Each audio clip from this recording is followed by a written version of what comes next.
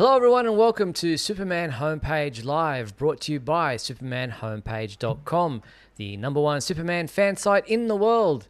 In this, our August 5th, 2024 show, we're supposed to be chatting with Daniel Futcher, the composer of My Adventures with Superman. He hasn't called in as yet, so we will push on and just discuss the regular Superman stuff we usually talk about. And joining me, as always, are my good friends, Michael Bailey and Mark Lax. Welcome, gentlemen. How are you? I'm doing okay. How y'all doing? All right. Well, Daniel Futcher has joined us, and I'm going to bring him on to the show very soon. So we'll get into our discussion with Daniel just in a second. But as always, Superman Homepage Live, brought to you by supermanhomepage.com. We want to thank our sponsors and patrons, Douglas Meacham, John Patrick Van Pelt, and Tina Murray. Thank you for your support. And if you'd like to join those fine folks and support the show, all you have to do is go to the join button there on YouTube. Click on the link, click on the join button. There are different levels of membership with different levels of perks. Or you can go to patreon.com/Superman homepage. Any support we get is much appreciated. And as I mentioned, tonight we are joined by our special guest, Daniel Futcher, who is a composer on the animated series My Adventures with Superman. We're going to bring in Daniel right now, and I'll add him as guest number 3 right there on the screen. Welcome, Daniel. Hey guys, how you doing? Doing well, and yourself? Good, it's nice to meet you. Thank you so much for taking the time to chat with us tonight. I imagine you're a busy gentleman, got plenty on, I'm sure, but really appreciate you joining us tonight and having a chat to us about My Adventures with Superman. I guess to start off with, can you tell us a little bit about your background and how you became involved with the animated series? Yeah, so I started off working for a composer named Dominic Lewis, who is the co-writer on season 1 and 2 with me. And I believe, we've been working for almost 10 years together. And he sort of trained me. He was my mentor and still is. And so I've kind of learned the ropes from him, and he's been a huge part of my development. So when the folks at Superman, they needed a composer, I think they spoke with Matthew Youngberg from DuckTales, and Dom did DuckTales with Disney. And I helped out on that. So Dom wrote me into this. I think they originally wanted Dom. He's a more established composer than myself. But he wrote me in, and I've been here ever since. So that's how I got involved. Fantastic. Yeah. So what was your initial reaction when you were approached to work on this project? I was so excited. Because the original pitch was kind of orchestra like we all love, but metal guitars. And I was like, what? I was like, it could either be really corny and cheesy, or like it could be awesome. And so it was like a little scary, like, how do I do that in a cool way? But that was like how it was pitched to us. They like wanted that aspect of it. And a lot of anime stuff does it's kind of the everything in the kitchen sinks thrown at it. So it's that kind of big, like, in your face kind of sound. So I knew that going into it. But, I grew up playing guitar as a kid. And so to be able to merge those two worlds, it was really exciting. So I was like jumping for joy. Yeah, I couldn't believe it. I still can't believe it. The show, it's been awesome to be a part of. How familiar were you with the Superman franchise before starting all this? Yeah, so I was only familiar with the Donner movies for the most part. The two, the Christopher Reeve stuff, because I'm a John Williams freak. So that's kind of what led me there. And so that was always the bar. And then it turned out that was their sort of North Star as well, just for the spirit of who Superman. It's really Clark is what the show is, right? And he happens to be Superman. Where I felt like some of the other movies, they were more Superman movies. The Donner stuff felt like it was a story about Clark. And that's kind of how I feel like our show is as well. Yeah, nice. Now, can you walk us through the process of composing the music for the series, or without getting too technical, because obviously there's only so, we've got finite time, but can you just walk us through that? Yeah, so it's I'll get the episode in, I'll watch it. There's no music, so sometimes we use a temp score. Mm-hmm. That kind of helps. The editors will throw in just like pre-existing music. That kind of gives the editors and the showrunners and everybody a sense of pacing and like how. Because when you watch something with no music, it's like it's pretty jarring. It's like, wow, you don't even know if it's working. So a lot of people do temps, but I have a good relationship with those guys, and we have no temp, so I'll watch it down, and then we'll jump on a meeting.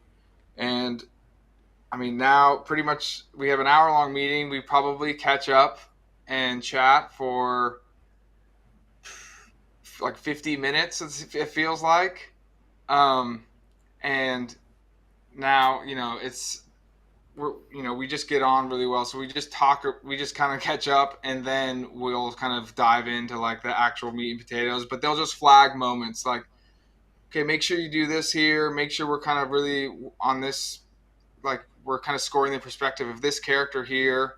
And that's sort of those kind of conversations, Mm-hmm. but there's so much chit chat you can do. It's kind of like, all right, let me just work, and then I'll cover the episode, which takes me about 2 weeks, and 2 full weeks too, because this music's just really dense. So it's a lot of labor. It's a labor of love for sure. And then I'll present it to the guys, and we'll have a secondary meeting, and they'll say, "This is great. This is great. This is great. This part, can we change this, change that?" And then I adjust, and then I send it to the dub stage, and then we mix it all together. We mix the sound, the music, and the dialogue, and we just throw it all together. So that's kind of the process. For me, it's about a 2-week process. Wow. Because I'm at the very, very end. They've been working for years, and I'm just like right at the very end. So yeah, I'm like the last 2 weeks. Well, that's crazy, and we just kind of absorb them in half an hour, and it's over and done with. And then it's like they're taking years, and you're taking weeks just to do one episode. Yeah. I don't know how they must feel really like weird about it, because it's just 22 minutes it goes by, and they're like, I worked like months on that. So. Yeah. So you mentioned liking the Reeve films and the Williams music specifically. So knowing that that's such an iconic theme, themes, because Williams composed several themes for the films. How do you approach creating a unique sound for a well-known character like Superman? Yeah, I mean, there's no competition. I didn't listen to any of it. Like, I mean, of course I know it very well, but I wasn't referencing it. We try to reference the spirit of it, but like I said, the creators of the show were really into the idea of like an orchestral sound with the guitar element. So that just doing that, having that type of ensemble automatically pretty much steers you clear of the Williams sound, because there's obviously none of that. But we wanted to maintain the spirit of that music. There's there's a lightheartedness to it. You know what I mean? But it just really captures the Clark's essence. And so we wanted to incorporate that in our show, but we do it with guitars and orchestra. So that was our version of it. Yeah. But yeah, it's a high bar. So we don't bother trying to, just do our own thing. So yeah. So, what are some of your key themes and motifs in the composition of the show? Yeah, so we have the main Superman theme, which I guess is Clark's theme. And then we have a love theme between Clark and Lois. And then we wrote a Brainiac theme, which we all saw and heard this season, which was a big one. And then there was a Kara theme as well. Mm. So paired with all these like melodic themes, which we love to do, we also did these vocal kind of Kryptonian, because especially in the first season, you didn't know what the Kryptonian tech was. Like we were all learning about it, including Clark. So in Clark's sound, I've recorded like myself singing in Kryptonian, but like reversing it and kind of making these weird like kind of loops, vocal loops. So it's a lot of vocal loops for Clark's sound. Like if you ever when you watch the sequence of him getting his suit for the first time, you'll hear all these like whispers, and you can't really decipher what they're saying, but it's all Kryptonian whispers that I've made. Then for Kara, I wanted to get like, a female kind of sound to it, so I had my wife, she's a composer as well, but I had her sing some Kryptonian words, and I did a version of that. And then Wow. Brainiac also had a Kryptonian robotic kind of version of it. So I like to incorporate. I don't know how that came up, but I'll just keep running with it. So Yeah. they're like just keeping voices and stuff in it as well as the melodic melodies. I think it kind of helps differentiate the different sounds for the characters. Nice. Yeah. So you may have already answered this, but just to be a little more clear on it, how closely did you work with the show's creators and directors during the actual composition part of it? Because it sounds like they would give you the notes, you would produce everything, and then they would give you notes about that. Is that how it worked, or were they Yeah, more exactly. directly involved? No, that's how it kind of always works with our job. I mean, they can't really be sitting in the room on my lap while I'm writing, so it's kind of, Bit they awkward. tell me, yeah, that would be a little weird. So they tell me what they want, I take a stab at it, and then we talk about what I've done. Because like I said, you could kind of waffle on about ideas and all this until you hear something, until anybody hears it. We need something to talk about. So that's kind of when the real discussions start to happen. But they were very involved. I mean, yeah, as involved as you could be, for sure. What are some of the biggest challenges you faced in composing the show? Getting it done. It was Deadlines. yeah, and it's how do I? There's so much action. So the action music is just it's a lot of work, and I really wanted it to be as good as I could, like you can't phone it in. I mean, I love this show so much. It's like I'm like the biggest fan of this show, and not because I work on it. And so when I'm watching this stuff for the first time, or you can't phone it in, and it's just work, and it's joyful work, and it's fulfilling work, but it just takes a lot of time. It takes a lot of time, and so I was always I used every second I could.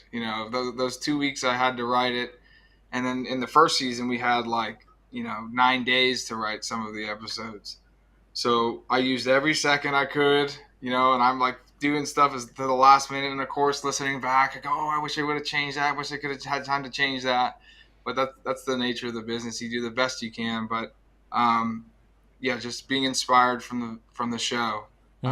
And knowing what work needed to be done to, do it justice. That was the hardest part, for sure. So looking back, with all that work that you've had to put into it, are there any memorable moments, like anything that like comes to mind when you're thinking about working on the show, or any experiences during that process that kind of come to mind that you want to share? Yeah, I mean, it's working with like Jake and Brendan. I worked with Josie a little bit in the very, very beginning, but she was like busy doing all the writing. So I was mostly interacting with Jake and Brendan, and that's the best part. I mean, we're very proud of the show. I'm very proud of what I did to help, the little bit I helped, the background music guy, but what I think about the show, I think about working with those guys, and like how they really supported me. They supported new ideas, which is huge. So many times, like people, they just fall into the traps. Like, okay, let's do this John Williams sound. And it's like, okay, we can do that, but let me try something. And that's what they did. And that's when I think about the show, I think about working with them and how they were open to ideas, and they supported any ideas that I had, and good and bad. I mean, we fixed stuff if it didn't work, but they always let me try, and I appreciated that. Cool. Yeah. So more of a technical question. What tools and software do you use for composing and producing the music for the series? Yeah, so I use Cubase, which is a digital audio workstation, similar to Pro Tools or Logic, and it's we use pretty much, because it's an orchestral sound, that's the bulk of it. We're using software libraries, like I use a piano underneath my desk here to trigger those sounds, and so it sounds like an orchestra, and I program it. You just go one note at a time, and then we add all the guitars, the synths, the vocal stuff, and you add all that stuff on top of it, and a lot of percussion. There's a bunch of stuff in it, yeah. But it's all Cubase, all running inside of Cubase. Very interesting. Yeah. How do you ensure the music complements the animation when you're telling the story? That's a good question. You try your best. I'm a visual person, so it'll tell you what it needs. I don't know how to explain it. You just feel it. It just tells you what to do. The story and really the characters. That's what it is. It's you kind of hone in on which perspective you want to score. So it's less about the animation and more about who's what story point's going on, what character am I trying to support.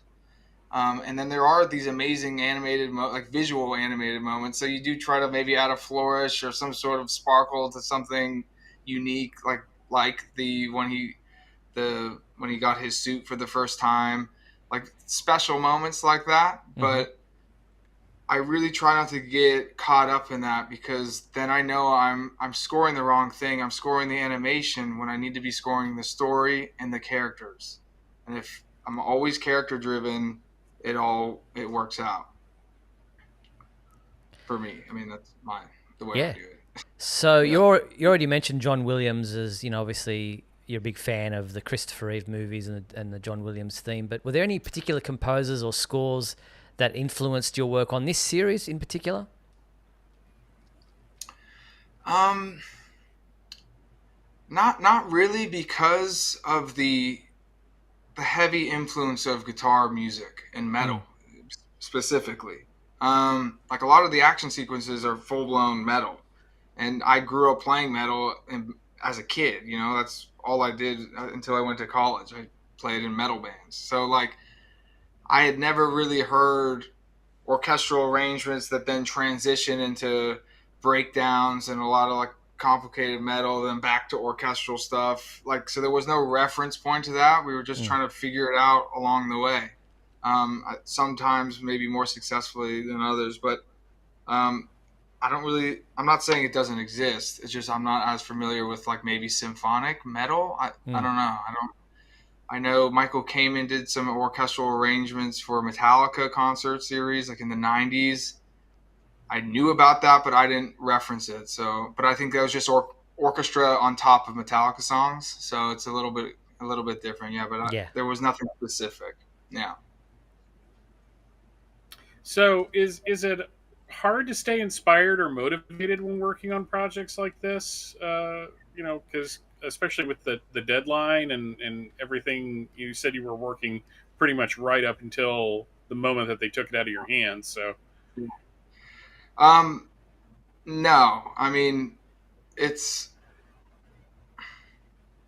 very, on a show like this, it's very exciting to sit down in the chair every day, for sure. It's such a fun story to me. Like I said, I'm a fan of this show. So when I watch it for the first time, I'm taking it in just like an audience member, oh, that moment was awesome. And I kind of try to take a mental note of let's really nail that moment, because that's going to be special for the audience. And so it's not hard at all. It's not, it's work, but it's definitely not hard to get inspired. I can tell you that. Not that you can tell us too much, but how's work going on the third season? They're working away. I'm not working on it yet.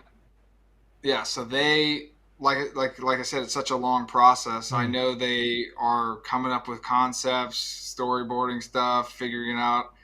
They'll call me at the very end, So I don't actually know that much about season 3, which is, I don't know if I even want to know. I know a couple of things I can't share, so I am going to start working on some themes for folks. But I'm not going to dive too into it because I do really like the surprise of seeing it, not the finished product, but a close version of it.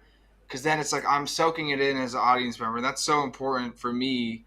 Because versus getting a script or something, I don't know exactly what it'll look like. I don't know the pace, the feeling of it, and I'll have my version of it. It's like when you read a book and you see the film. You're like, oh, I thought the spaceship looked way different in my head than it does, on the film. So I try to stay away from that kind of stuff. So I have a couple ideas for some thematic stuff, but I'm not gonna dive too deep until I actually get the goods. Yeah, fair enough. And do you have any advice for aspiring composers looking to break into the industry? Is there any kind of tips or things that you got along the way from people that could maybe help anyone looking to get into the industry? Sure. Yeah, just never give up. I know it sounds cheesy, but it really is that. It's a very hard business. Not the work is hard, but it's hard to meet people. I went the mentorship route, assistant route, and that opened up every door for me. But I know a lot of people that doesn't suit them, and it's almost like a master's program. A lot of young graduates, they graduate, they spend all this money, all this time, and they want to come to Hollywood and they want to start writing film music.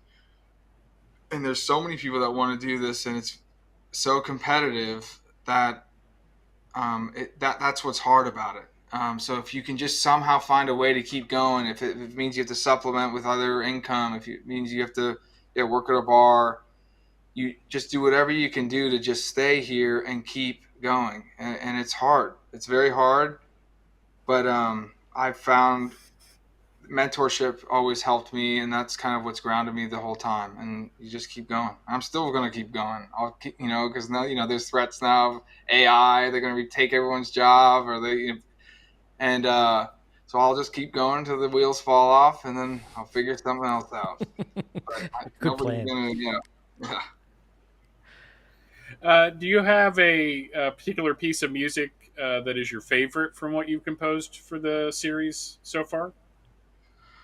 I'm trying to think. I always loved the Brainiac stuff. I thought was pretty fun. The ending of season 2 when Clark and Kara come out of the sun, and that final sequence of them finally, defeating Brainiac, I thought it was a fun, cool moment for me to write, at least. I hope, people liked it. How do you tend to unwind or relax after you finally work on a project? I'm always kind of working on something. This is what I do.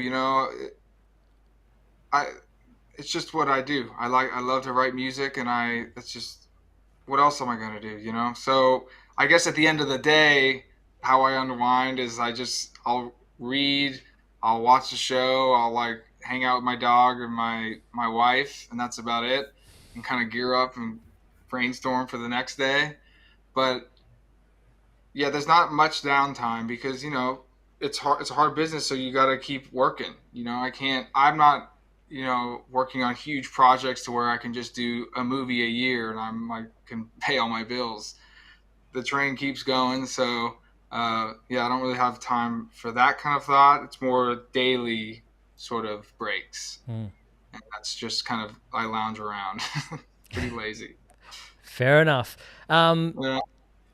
So before we get into what else you're working on that you might want to tell fans about, did you work with Kyle Troop and the Heretics, who did the main theme for the series? We had Kyle here on our show as a special guest when season 1 was on. But that's just something that kind of came to mind, wondering if you had any chats with him or how that worked. Yeah, I wish I didn't. That song was done when we were brought on. So I think he was completely done.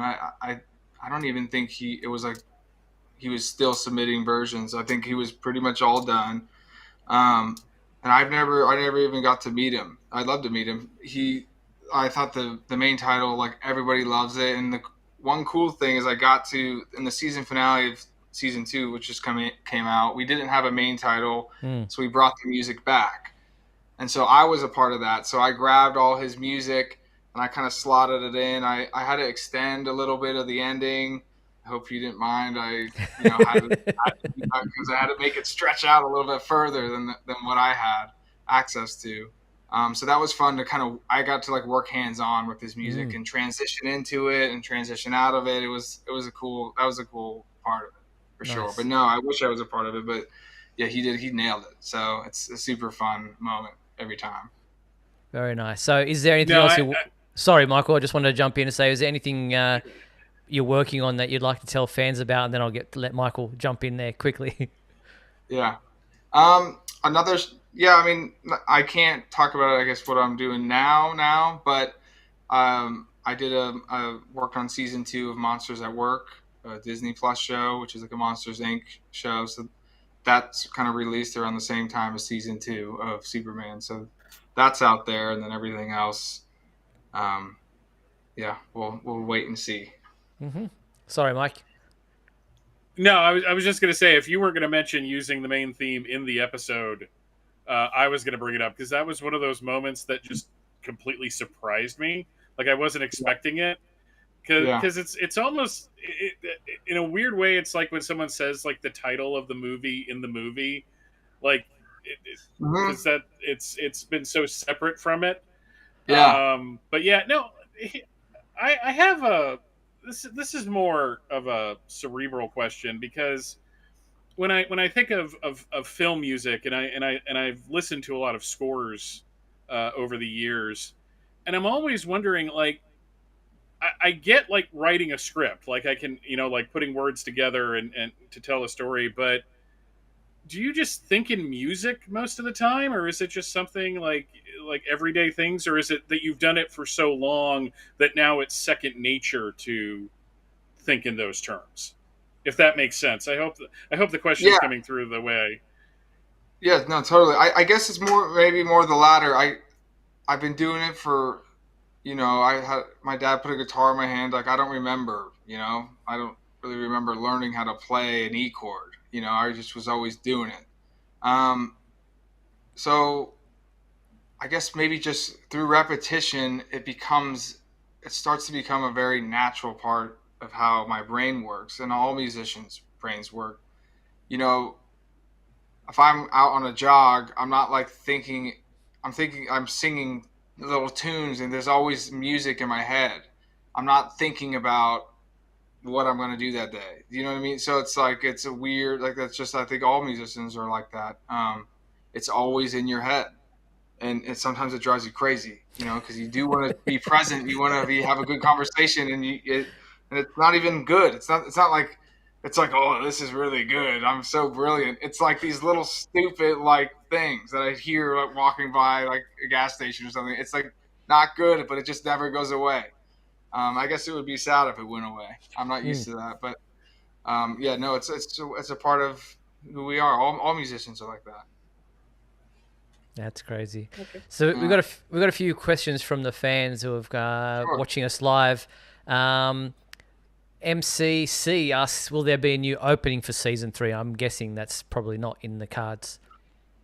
I hope not. They haven't asked me about it. I love the opening. I really think it would. I don't know. That's up to the show runners for sure. But I hope the opening stays because I think it's great. Yeah. The Nostalgic Podblast asks, who are some of your favorite composers and who are your musical mentors? Favorite composers are, John Williams, of course. A lot of classical music, Ravel, Stravinsky, Mahler, like those kinds of, maybe a little like 20th century music, I guess, a little bit more than the oldest stuff, but I guess film composers, Bernard Herrmann. I love Thomas Newman. Who else do I love? Alex North. Yeah, probably Alex North is maybe one of my favorites, film composers. And then mentors now, obviously Dominic Lewis. And,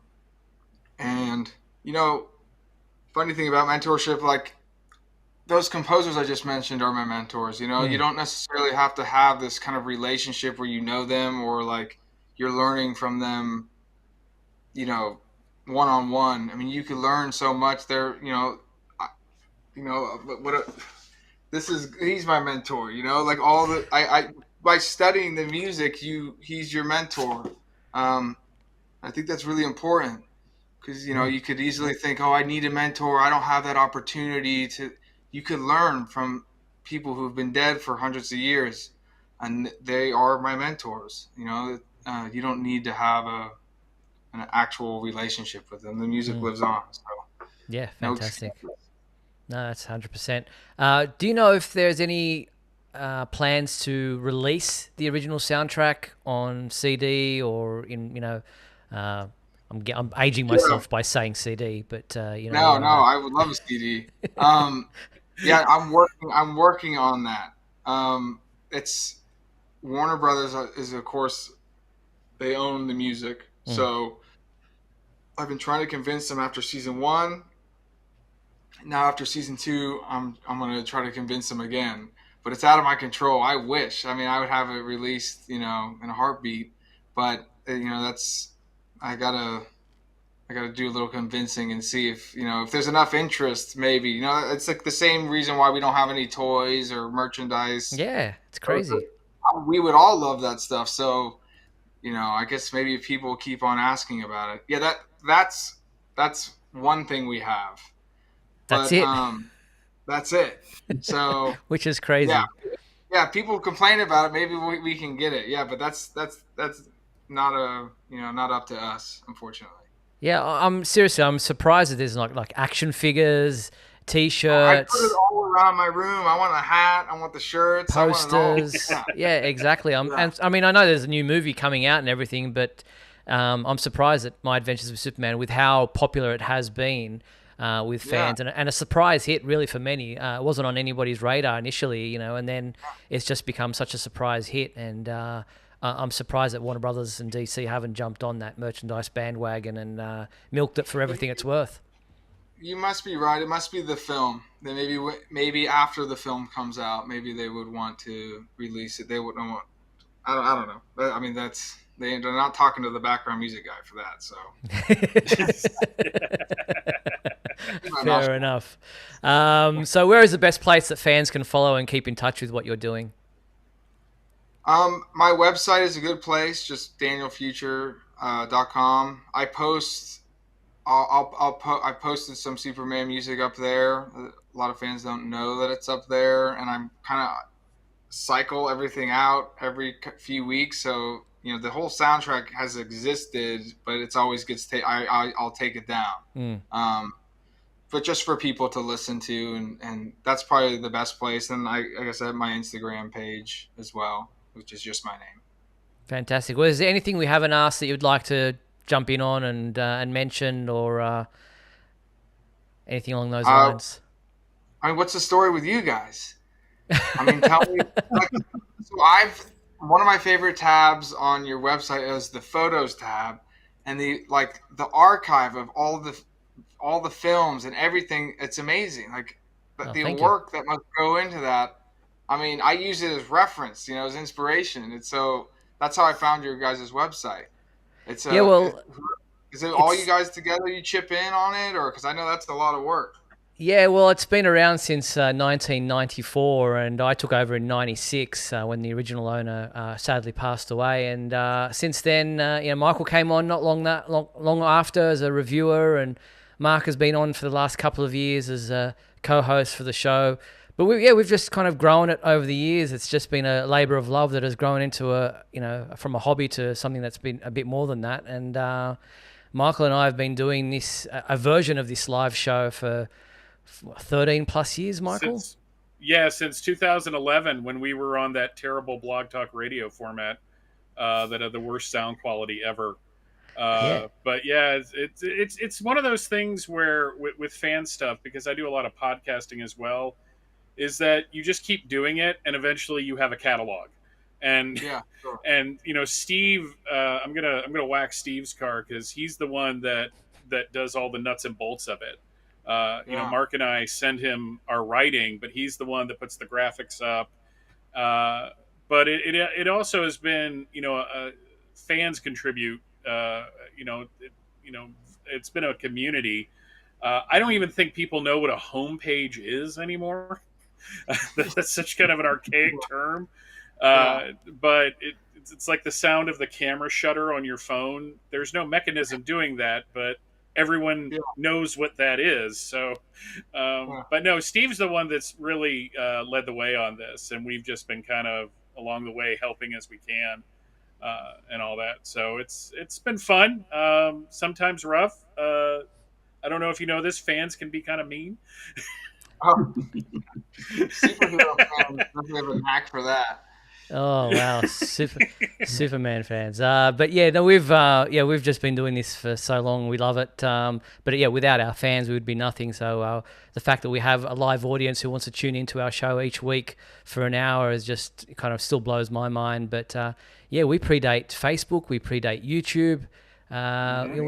We've been around a long time, but and we'll keep going. Oh, thank you very much. All the things, myself included. It's an awesome site, and keep on doing it because it helps Superman stay alive. So thing. He'll outlive us. Don't worry about that. But thank you so much, Daniel, for coming on the show tonight. We really appreciate you taking the time out from your busy schedule. So we look forward so much to season 3 and listening to more to your music. And thank you so much once again. And folks, don't forget to go to danielfutcher.com to check out his music and follow him on Instagram. But thank you so much, Daniel. Really appreciate it. Thank you, guys. I really appreciate it. Keep it up. Thank you. Talk to you again soon. Bye. Thank you. Bye. Take care. Bye-bye. That was Daniel, and we want to thank him once again for coming on the show tonight as we switch over back to our normal format. And thank you to everyone in the comments there watching live who sent in some questions. I really appreciate you following along with that interview. So thank you, Daniel Futcher, for talking to us about the work on composing My Adventures with Superman. That was a great interview. Yeah. You know, it's funny going back to this, our normal layout here. It's kind of like back when widescreen television was new. And so if you didn't have a widescreen television, you were missing things on the edge. And that's kind of what this feels like. Because I was like, oh, you can see all the posters. You can see all the stuff behind Steve and Mark. And now we're back to this. And it's like nothing. Narrow, very narrow view. Faces. That's right. You can just make it small from now on. Just 3 little squares. That's right. It. And put the that's it. Maybe we'll work on a different format. But what a great attitude he has towards his work. Yeah. No, I am fascinated by people that do that. Oh yeah. It's just like dialogue's hard, but you got to think that music, because I once heard somebody says the best film music is the music you're not really paying attention to, and I'm like, no, the best film music is the one that you are acknowledging as everything's going on. And the problem is, especially in the mid 2000s and the 2010s, it seems like film scores were nothing but bum bum bum bum bum bum, just something in the background. Whereas Daniel composed things like emotional themes and motifs and such, and that's I just can't imagine doing that. My brain's just not wired for that. Yeah, I mean, even for someone like myself, who I've written music and songs and put lyrics, and it's always usually the lyrics that come first to me, and the music kind of comes afterwards. So to think in just music alone is it blows my mind. So that's pretty awesome. But let's get into some of the other topics as we go into the final 20 minutes of our show tonight. Let's chat on some of the things that have happened. As we know, the filming production has wrapped on the upcoming new Superman movie that'll be out next year. And we did get a nostalgic photo from James Gunn, who showed this photo of when they were back in where was it? Norway. Finland. Svalbard, Norway. Oh, it was Norway. I thought it was Finland Norway. For some reason. I don't know why. So that was just a kind of a flashback to when they first, early in the days. And then, so that was pretty cool to see that. And then we got a funny little video on David Corenswet's Instagram story where he posted a video of himself celebrating wrapping the filming on the movie. Have a look what he did to celebrate.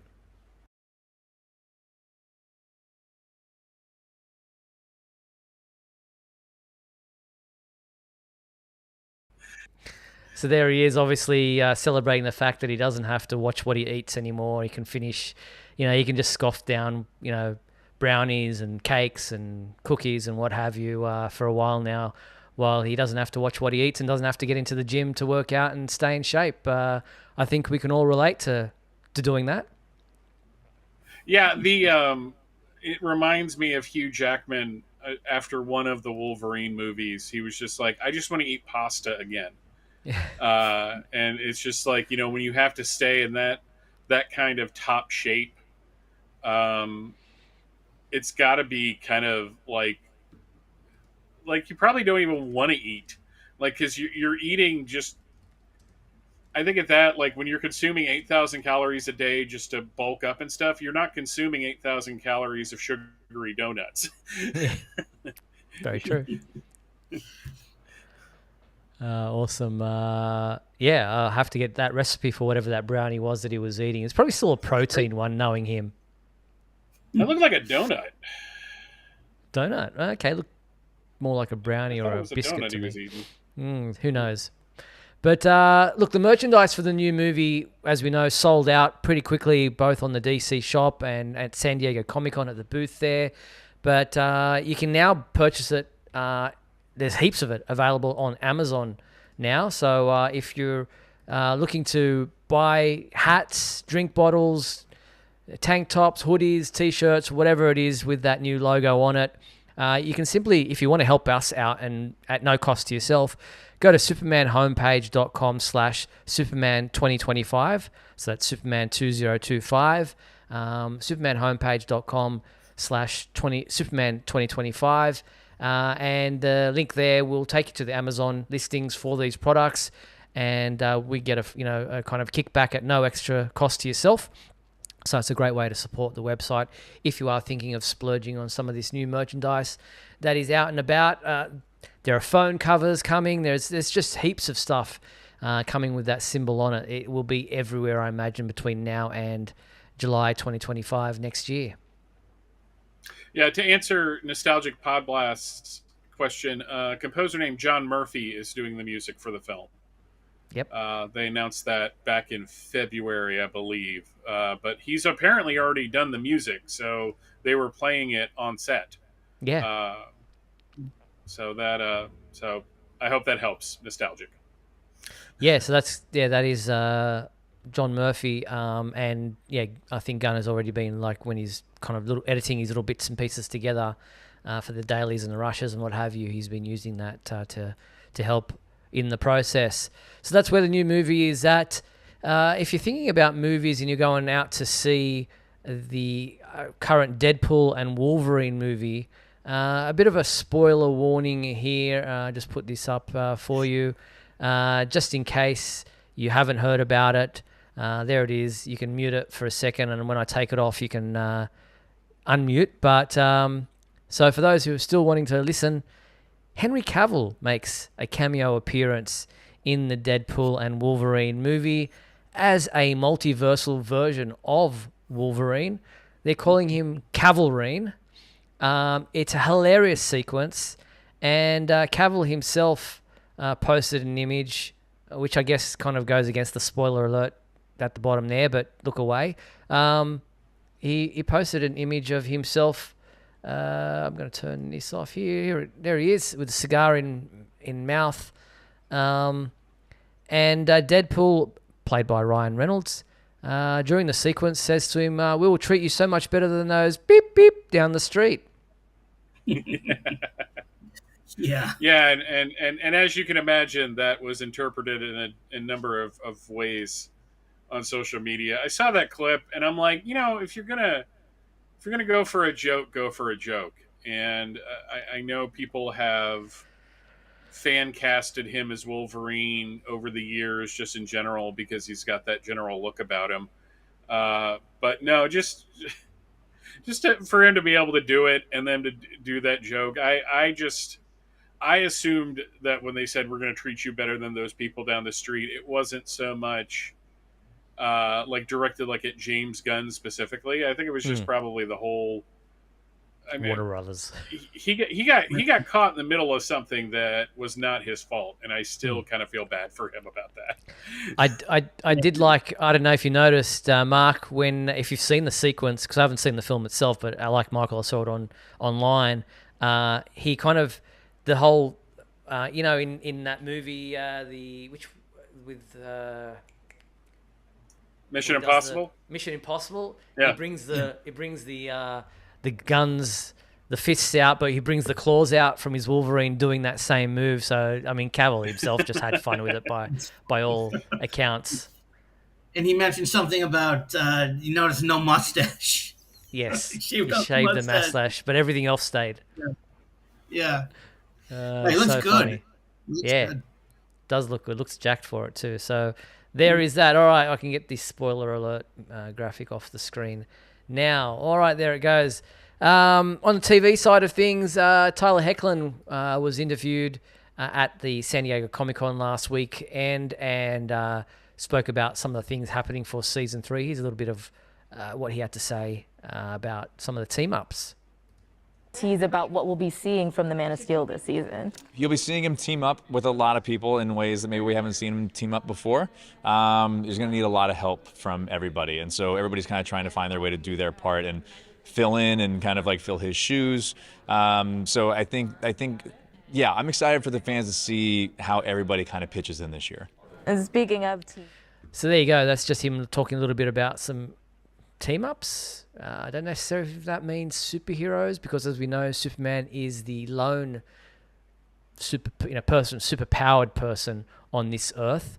Obviously, we've seen John Henry Irons come in as Steel with his mechanical suit and what have you. But it'd be interesting to see just what that means. And we've got a poll running on the website at the moment asking fans when they think what episode of season 4 that Superman will be revived, will come back to life, because we know they're doing the whole death of Superman thing, but it'll be interesting to see just how far into the season that this all happens. Yeah, considering it's 10 episodes, I hope it's not too far. I don't want him to be gone for and then in episode 9 is when he comes back. It's just like, this kind of takes the wind out of the sails to say goodbye, but that's okay. Like I said before, I mean, I think at the end of the two-part, the first 2 episode 2 hour, you're going to get a hint of where he is or what's happening, and then I think probably by the 4th episode or something, it's going to start to come together. But that's just my take. No, fair enough. I'm thinking maybe at the end of the double episode premiere, we might see something, but it might be a bit longer than that. We'll have to wait and see. Talking about My Adventures with Superman, earlier this episode we had Daniel Futcher, the composer of the series, chatting with us for the first half hour or so. As we know, the cast was also, and the crew, some of the producers and writers were at San Diego Comic-Con last weekend as well, and Warner Brothers caught up with some of them to chat about Season 3. I'm really excited to see Kara's interest beyond being Supergirl. Living on Krypton, she had to comply. She had very specific orders. And now she's a young woman on Earth. Like, what is her career going to be? Like, is she going to start working at the Daily Planet with them? And now that she has autonomy over her mind, she's no longer brainwashed. I look forward to seeing her develop herself as a young woman in her own liberation and freedom. I'm very excited for Kara and Jimmy Flamebird's love little romance they have going on. It's very cute. So that's just a bit of the interview there. You can watch the full thing on our YouTube channel or at our website as well. So yeah, really interested to see where they take Kara in Season 3. For some reason, that didn't come through for me, but I'll I have to go check it out on the website. Yeah, I didn't hear what you said. It was all silent, basically. Okay. That's weird. Maybe the movie was muted. Let me have a look. Let me try that again. Let's see what happened. I'm really excited to see. So you couldn't hear that? No, I heard the music, but nothing of what she was saying. Oh, No. It's strange. very weird. Okay. She was saying that she was looking forward to the Jimmy Flamebird and Kara relationship, and whether or not Kara would maybe join the Daily Planet crew.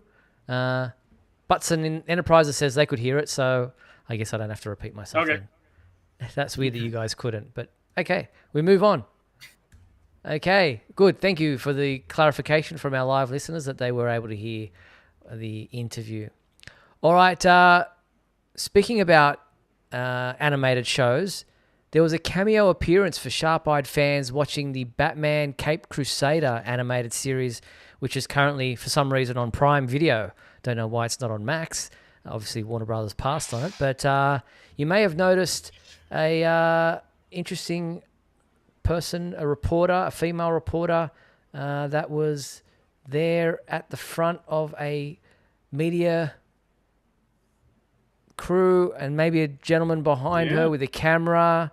So yes, that's a Fleischer animated series version of Lois Lane. Very similar in what she was wearing, with the pillbox hat and everything like that, her get up. So it's obviously inspired by the 1940s, 1950s era, this animated series, Batman Caped Crusader.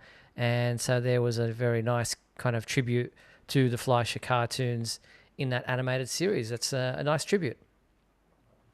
So I have a theory about why it's on Prime.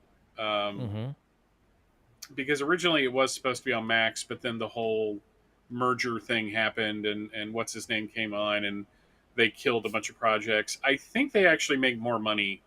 Warner Brothers itself makes more money when another streaming service hosts it. Because then it's not about them producing it and hoping that the attraction of that show will bring in new subscribers. Instead, they're paid for the licensing to use the characters. And there's probably a better, more stable income stream for that. I don't know that for sure, but that's the only thing I can think of is why they would. Because I've seen a lot of people is like, why isn't it on Max? It's because they don't make as much money on it, I don't think. Good point. All right, let's get into the fan favorite question of our show. We won't be doing our costume analysis this week because we've got like 7 minutes to go. We will leave Bob Holliday's Clark Kent until next week. But here is the fan favorite segment of our show.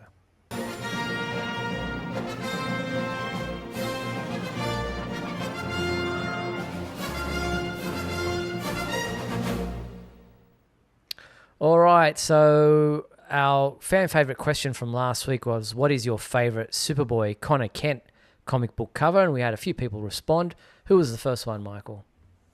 That was Lorenzo Valdez, who wrote my favorite Connor Kent Connell Superboy comic book cover is from Smallville Season 11, Chaos number 4, on which Cat Staggs renders Superboy in the likeness of Lucas Grabeel, whose portrayal of Superboy I loved on the show. Smallville is another example of what you guys were discussing on the latest episode of Superman Homepage Live, in that the show introduced Con-El without adapting the death of Superman, simply tying in his origin with the Lex clone storyline that was a big part of Season 10, leading up to Michael Rosenbaum's eventual return in the finale. Excuse me. Yeah, good point. Thank you, Lorenzo. That's a very unique one. Didn't see that one coming. JP Rocha wrote, my favorite Superboy cover is more recent, but I feel it does a great job capturing the character of Connor. Plus, Francis Manipool is my favorite artist. The cover is his variant for the return of Superman 30th Anniversary Special number 1. That is a great cover. Yeah, thank you. Thank you, JP. Next up was Jason J, who wrote, I went with a classic Superboy snapping chains. And then what's better than one Superboy? But of course, 2 Superboys with the, where is it? 3 if you include the Superboy image on the sign in the background. And that one from 0 Hour. It's a great one. There you have it. Yeah, so thank you to Lorenzo, JP, and Jason for those great images. And Michael, what is our new fan favorite question for this week? Oh, this is a good one. What is your favorite Cyborg Superman comic book cover?